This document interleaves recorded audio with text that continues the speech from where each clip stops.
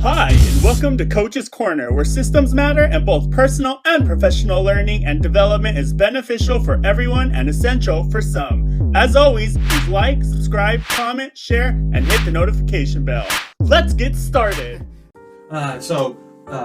Second topic of discussion today is marketing versus branding. Yeah. So now I don't even need to ask you what the difference is because we talked about it. Right. I'm ahead of the game, man. Yes. And so when it comes to marketing versus branding, I guess it depends on timing, what you're looking for. But when you first started, what was your? Well, I guess not when you first started because you had to get the distinction. But once you had the distinction between marketing and branding, what was the decision to make, and why did you make it? So did you go branding versus marketing? Yeah. So let's go back to the original part of the question. Yeah. At first, you're more reacting than responding. Right. They would call us like, "Hey, you can help us." Yeah. Right. So a lot more reactive than what I would call proactive. Right. So that's the first part of that, and then the second part of that, we do all three. We're just getting ready to do more advertising. We haven't done a lot of that. Yeah.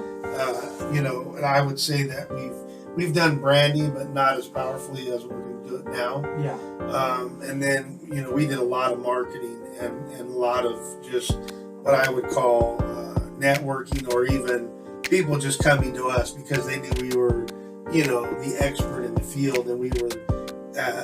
I say we were the best. I don't know, maybe, but we were one of the best that can help them. Right. And so now that we're, going to start branching out and, do that kind of stuff, then we've got to do a really good job of branding. Yeah. And we've got to do a good job of advertising so that we can continue to, to grow and expand. Right. And then, we've always kind of done the marketing thing because that's what most people do. It's a transactional situation. Right, absolutely. And we're trying to look much bigger than that, and even what I would call much smaller than that. Right, got it. That makes sense.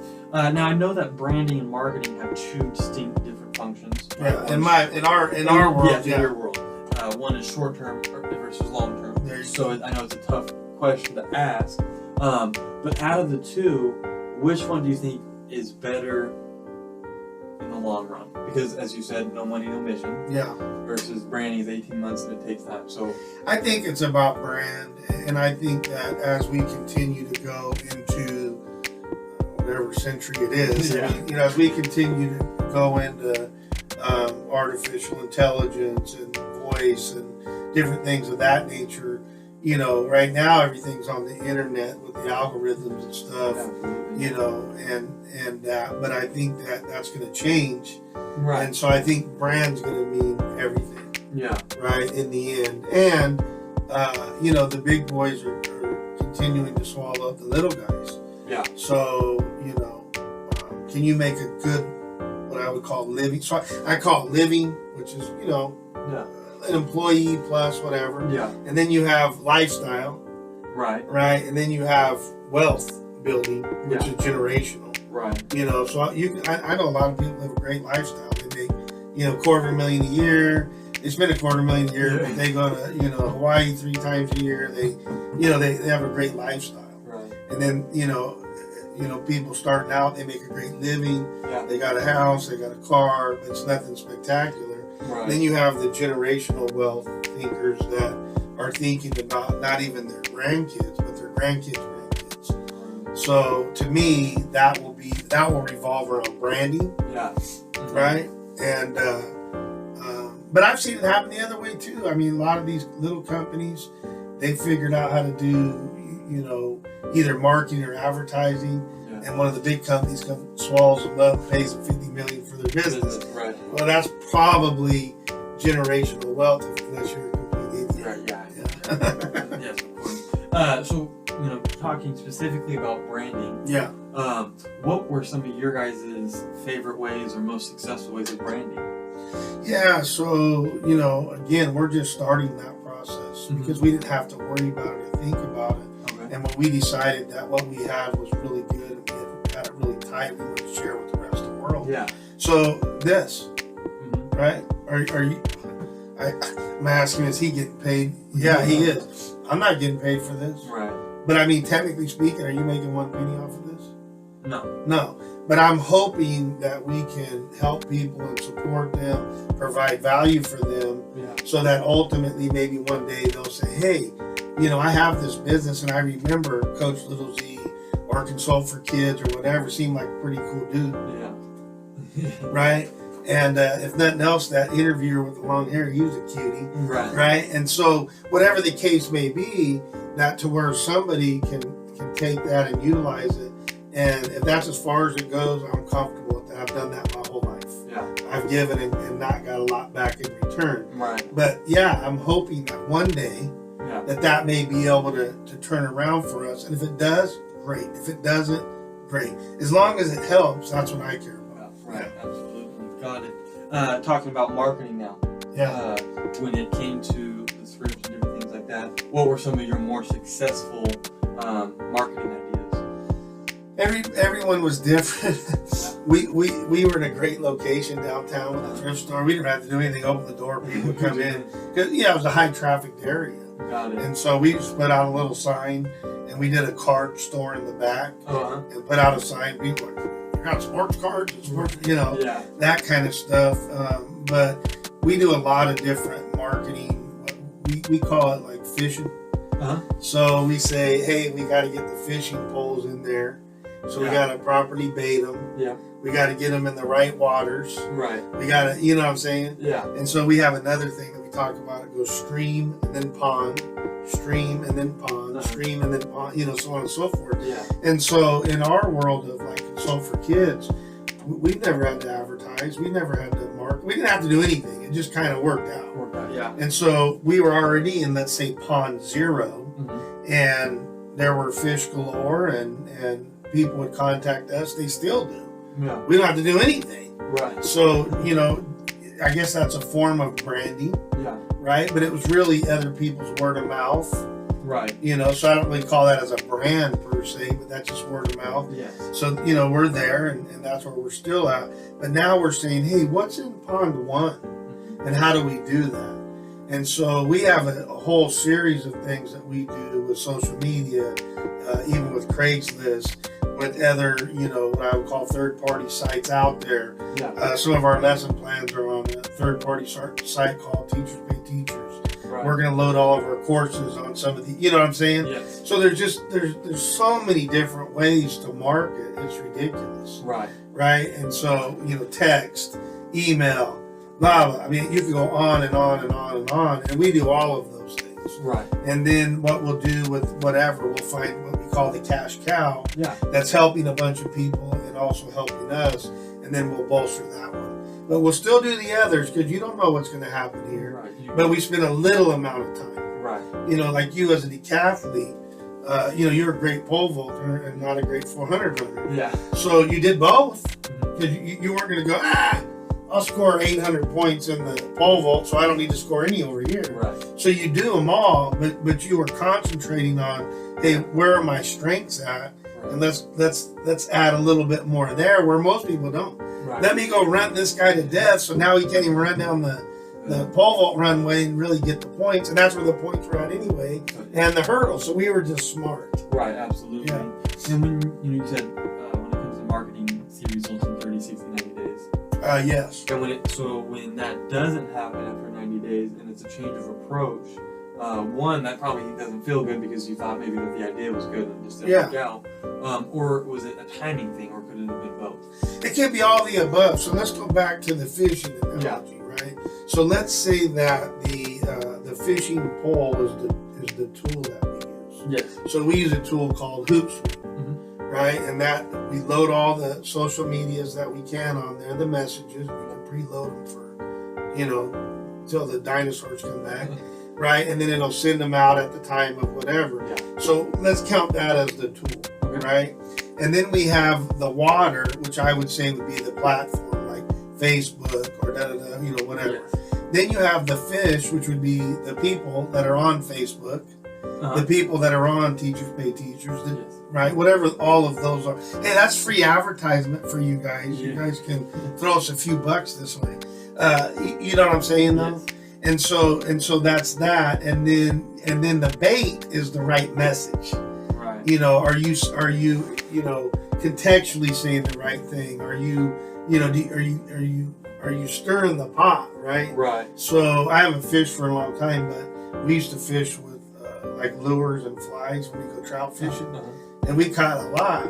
Well, now I hear that maybe power bait is really good. Maybe they have new stuff out. Yeah. So you have to change the message, right, so that it's contextual to that fish or audience, so to speak. Right. So you can always tweak and adjust, but sometimes you're putting perfectly baited hooks, with perfect bait, with perfect everything, and there's no fish in that pond because they've went to pond 1. Right. So you better figure out how to get to pond 1 or 2 or 5, or you're going to be doing a lot of work for no results. Right. Got it. That makes sense. Yeah. So moving into this COVID-19 situation and business owners. Yeah. My first question is do you think small businesses will ever make a comeback? I think so. I mean, I always say there's 3 reasons that businesses fail. Yeah. And there's 3 reasons why businesses succeed, and they're the same. It's a mindset piece. Yeah. It's a structure and systems, where I think we can come in, whether you're an individual or whether you're a big business. And then the third one is the person themselves. Right. So, even the best people sometimes falter. I mean, Tiger Woods was the best in the world, and he faltered that. Yeah. We saw a little thing on him the other day, which, why it gets brought to my attention. So there's great business owners and entrepreneurs, and they just got sidetracked, or they got COVID swiped, or whatever. And they'll come back. So did Tiger. Right. Right. I mean, if you're that kind of person where you have this high talent, you'll come back. Right. And then others will not. They just go, the grind, and they just mentally. Usually that's a mental thing. They got beat down to a point where they just can't come back from it. But I do find that whether you're on one of those 2, systems help. Right. Because it kind of keeps you always going right there. If you have a system that goes, pond 1 isn't working, the system will take you to pond 2. Right. If you're a hard head because you're used to winning, you stay there. Yeah. Or if your mindset, or you're like, I'm sleeping on the job because my mindset's not right. Yeah. But the systems will help you no matter where you're at mentally or what kind of person you are. They'll help. Absolutely. Yeah. And with mentality of entrepreneurs, business owners that are thinking ahead and everything like that, what do you think were some of the best businesses that were created or started because of COVID? I don't know. I stay in my lane, dude. I'm in my own world, and I'll double dip, meaning like sometimes I'll be working and listening to somebody else or whatever. But I don't get out into other people's business too much. If they're successful, I want to hear why they're successful, and are they following a similar path as most, which is the case. Yeah. But sometimes they'll go, I'll hear something new. Yeah. Because I've listened to a lot of sermons and a lot of self-help tapes over the years. Right. I'm double dipping, while I'm working. They say, Wilson, while you work, I'm listening to this person or that person, especially when I want to learn about stuff. Right. If it's new to me or whatever the case may be. So I can't give a good or a great answer to that. Mm-hmm. But I will say, there's obvious things, right? Like if you produce the vaccine, that's a great business. If you happen to have a strong online presence, Amazon, right?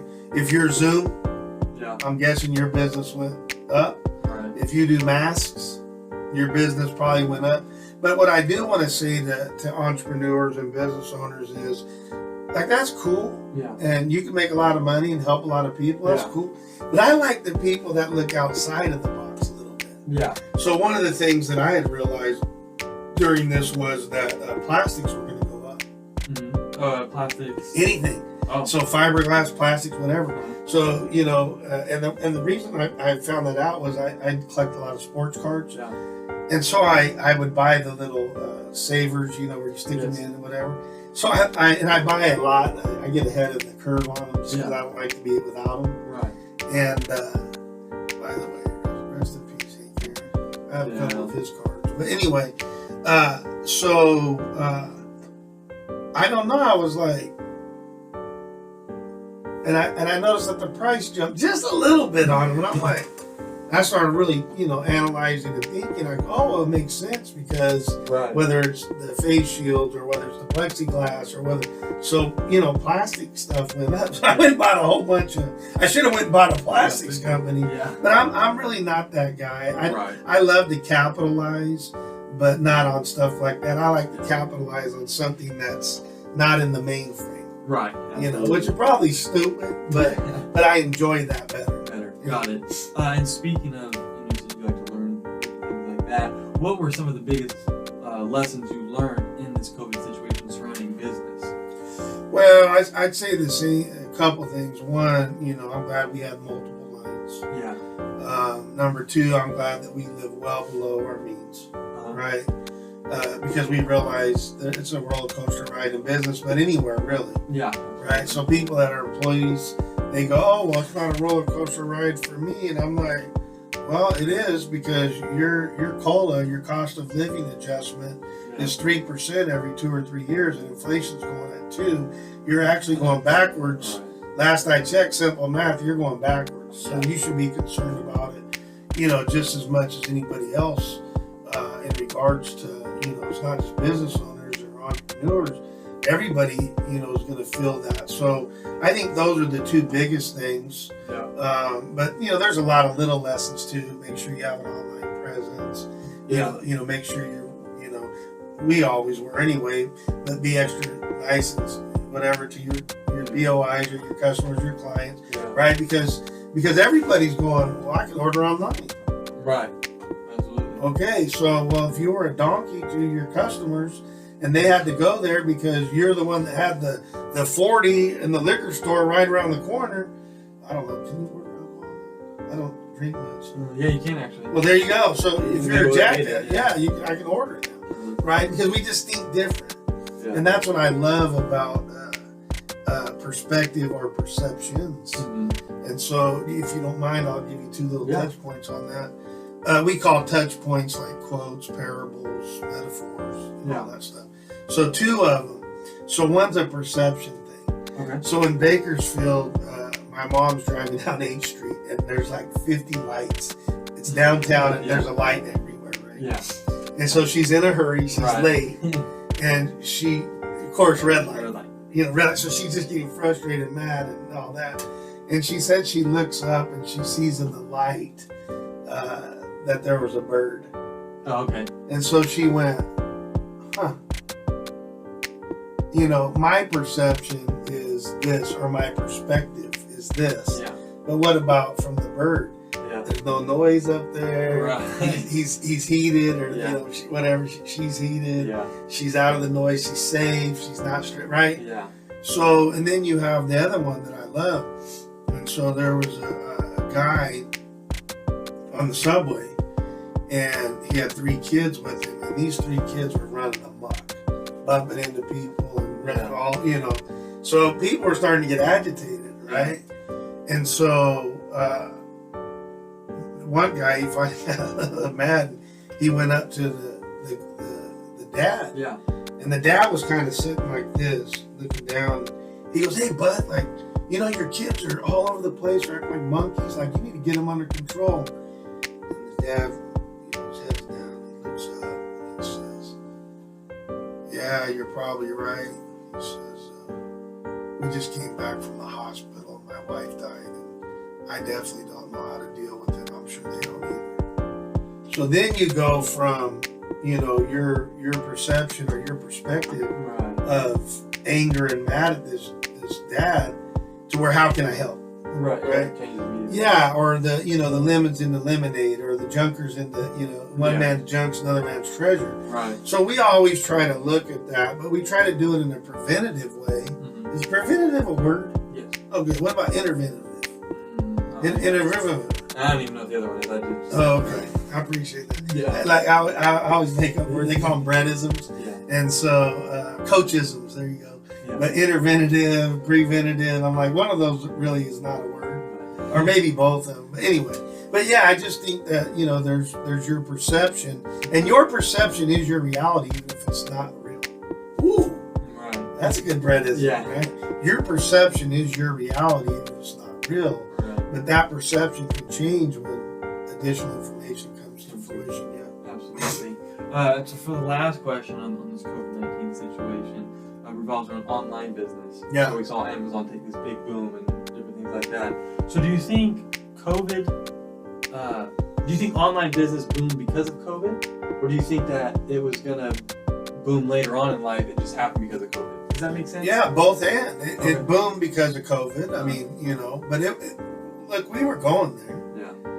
Right? I mean, Amazon, they're smart. I mean, the whole way that he did stuff was smart. Yeah. Right? They laughed at him, dude. Yeah. When his stock was $1 or whatever, they're laughing at him because they didn't understand, the difference, what I call between growth and scale. They didn't understand what he was doing, but he understood. Right. Right? And when you get a complex infrastructure like that set up, yeah, then good things are going to be able to happen. And that's because he was thinking generational. Yeah. He wasn't thinking right now. Right. And he wasn't even thinking a week or, a month or a year. Yeah. He's looking way down the road. Yeah. The Tesla guy, he's thinking about that was amazing. underneath or up. I mean, come on, man. Yeah. He's thinking stuff that a lot of people don't think. No, and I dig people like that and that's really the entrepreneurial mind. Right. Absolutely. Talking about online businesses now, what are the benefits of owning an online business with no store? Well, I mean, tons. So like I said, we were downtown. You don't have to worry about the bums breaking your windows and pissing on your stuff and all that kind of stuff. Yeah. You typically aren't going to have as many employees. The overhead's going to be a lot less if you're smart. Yeah. I could go on and on about it. Right. So, to me, there's a lot of upside, to that. Now, for us, we like the interaction more face to face. So we still enjoyed that. Right. So again, you got what's your priority? Our priority wasn't, just money. Right. It was. Yeah, to help people and we, to be able to talk with them and, how's your daughter doing? How's your kid doing? Oh, I'm sorry about your dog or your goldfish or whatever. And then we could throw in the knowledge of this system or that. Or have you ever tried this? Right. Have you done mindset before? Right. So we were able to do that. And so that's why we like that. But, just because you like something doesn't mean it's the smartest. Right, absolutely. Now, when it comes to you consulting, I know that you consulted at locations with schools and different things like that in businesses, and you've also done it through Zoom. Yeah. Both have obviously their benefits and things. Yeah. But which one did you like or enjoy the most? I like the face-to-face because I have. I always say there's two parts to people. Yeah. There's the art, or what I call the talent side. Okay. And then there's the science, what I would call the system side. Yeah. And so I did both in this case, but I like to be able to see people because I can read body language. Right. I'm not like a professional at it. Yeah. But I can read body language. So like people that are like this. Yeah. It's called the power position. Oh, it grosses me out because in the end, who's really in power? But it can be an ego thing, or if somebody's like this, they're pointing to their brain, which means they're thinking. Yeah. When you're talking with people, if they look up when they answer, that means they're searching for their brain. Right? So there's little nuances like that. Yeah. So I'm already a good troubleshooter. Right. And then I married it with some science of I can look at the body language, I can do this, and I'm always listening to people. They'll tell you stuff that they know they're telling you, right? Yeah. And so when I can only see in the Zoom, like here up, they can be giving you the bird underneath, or half naked, or in their boxers, which I don't ever do. Yeah. Right. Yeah, I don't ever do. You know what I'm saying? So I like to. For me, because I had a heightened sense of science and art being there, it was really good, and I can read them to know whether they're being honest with themselves or with whatever. Because without honesty, it's hard to go to the next level. Yeah, absolutely. And so, speaking of online businesses, getting back to that with the older generation, I know yourselves. Hey, very much of a caveman. What? Yes. I only have a few gray hairs. Yes. Right? Matter of fact, I need a haircut. Yes. Do you think that the older generation will struggle with this movement of online and voice and different things like that? Some. Yeah. Some will, some won't. How old's Nick Saban? 69? Is that how old he is? Yeah. That's crazy. Yeah, he didn't seem to have a problem with it. He doesn't. Right? Yeah. So I think it depends on the purpose. I'm not going to have a problem with it because you just got to go with it. Yeah. I don't care. Mm-hmm. Right? But some people have a big problem with it because it's the way it is. Right? Right, absolutely. You know, and I'm like, man, that's not real smart. Yeah. As an example, and I've mentioned this on YouTube before, people ask me sometimes, well, you say the same things yeah, it's because they work. Why do I need to say 55 things if I can say the same 3 things at work or touch points or whatever? Yeah. But let's think about mortgages, right? Mm-hmm. So back in the day with my parents, and my wife's parents are a little bit older than my parents. My parents are like 72, 73, 74. And her mom and dad are like 80s, mid-80s, something like that. You bought a house. You stayed in that house for 30 years. Yeah. So you did a fixed 30-year mortgage. Right. And it made total sense if you got the right fixed rate. Yeah. But they weren't going to refinance, and they sure the heck were never going to move. Right. Enter my generation. We were moving, Yeah. or refinancing. I mean, let's see. I think I've lived in 4 houses, and I guarantee you I've refinanced at least 10 times, if not more. Yeah. So every 3 or 4 years I'm refinancing. So one of the people that was a mentor of mine, he was telling me, he's like, why do you do a fixed mortgage rate? I didn't answer that. I was like, because my mom did. He goes, and he told me this story, and he said, well, that made sense for them. Right. But he said, you're moving or refinancing. And I'm like, you're right. So I did that. And I can't tell you how much money I made and saved by just doing that. So I would start at a 1%, everybody else had 7%. So I'd save $200, $300, $400 for the exact same house. Then the next year go to 2%. And so then I'd only, let's say it's 500. Now I'm saving 400. Right. Then you go 300, 200, and then you invest that money. Yeah. Well, all of a sudden when it gets to 7%, yeah, I could go to 12, but I'm going to refinance before it gets there. So by the time I hit 5 or even 6, you're at 7 still, and I'm going to refinance back down to a 1. Right. Now my last refinance, which we just closed the other day, I forget what the interest rate is, some ridiculous amount, like 1.8 or something. Yeah. And that's without a buy down. Well, you can't really beat that, so maybe a fixed rate makes sense. Right. So maybe you pay off your house, maybe you want to keep that as a business right off. Yeah. Do what you want, but that's a pretty doggone good rate. Yeah. So I think we do things based off of tradition that don't make sense. Right. And I think that's not smart. Absolutely. It's comfortable, but it's not smart. Got it. With online businesses, people, maybe I'm speaking for them, but I think most people would think online businesses like Tilly's or the stores, and then they also have an online presence, Amazon's and things like that. Would you consider, I know that they have like Pristine Auction or eBay, where people have eBay stores? Would you consider that an online business, or no? eBay is the online business, and it just happens to be that people are selling off that. Hey, if you're making money, then you have a business, maybe. Okay. Meaning, you could just be making money off a product. You could be just making money off of a service. You could just be making money off of somebody else's product, which I call merchandise. Mm-hmm. So, just because you're making money doesn't mean that you're necessarily a business. Got it. So, but everybody has different, definitions of businesses. Yeah. Right? But, and I'm not going to judge. I mean, call whatever you want. I'm just saying there's differences. Yeah. So, but in your particular analogy, you would have a business. I mean, right? Just because you're using their platform, right, doesn't mean that you don't have a business. That's the same thing with, Russell's Candy. It's good candy, by the way, sugarless. Mm-hmm. I'll take an endorsement on that. Yeah. Uses Walmart or Albertsons or whatever. That's the platform that they're using to get stuff out there, because some people want to use retail, some want to use what I call playable platforms online, and some of them want to sell direct to the customer, and everywhere in between. So you do you. Right, absolutely.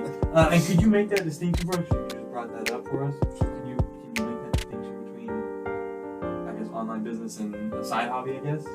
You know, I can, but I won't Okay. because I think everybody would call that different. So if you go look online, it'll give you one definition.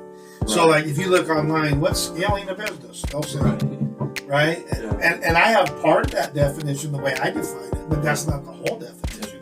How do you grow a business? What is considered a business? What is considered an entrepreneur? What is considered an inventor versus an innovator entrepreneur? What is? Yeah. Come on, does it really matter? I mean, you know what, Gronk, you're a tight end, but you're basically a wide receiver. I mean, right? And so yes, we're going to call them these different things, but thing is, everything's so convoluted. And I know with me making systems, I make my own names up for stuff. Anyways, You know, everybody else is calling that like that's advertising. I'm like, not to me, it's marketing. Right. But it'll make sense when I tell you why I say that. Yeah, absolutely. Gotcha. So before we move on to social media aspect of business and things like that, is there anything you would like to discuss with the audience that either I haven't asked you or that came up with and I didn't elaborate on? I don't think so. I just know that, like I said, business, it looks really wide and it's big. And I think that sometimes we want to pigeonhole business into this, or people that go, yeah, I got a business. And I'm like, dude, you sold 3 baseballs on eBay. That is not a business, right?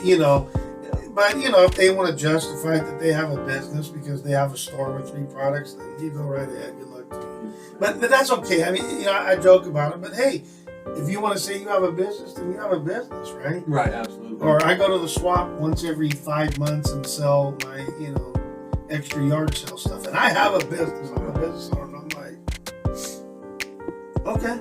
Okay, got it. If you need to contact Brett or Coach, please do so on his social media accounts, email, and or text. You can find that information in the description below. Again, please like, subscribe, comment, share, and hit the notification bell. Thanks, and we hope you enjoyed.